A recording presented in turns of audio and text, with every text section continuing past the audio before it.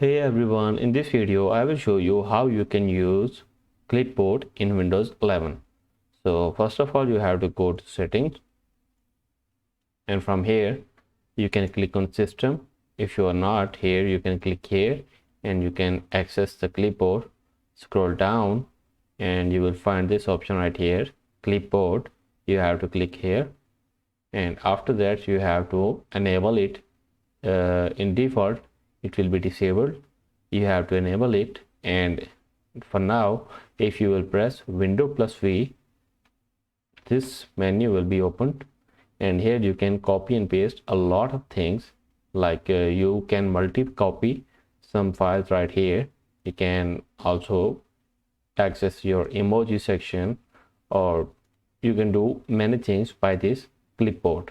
If you want to disable it, you can again turn it off, but it will be good to make it on.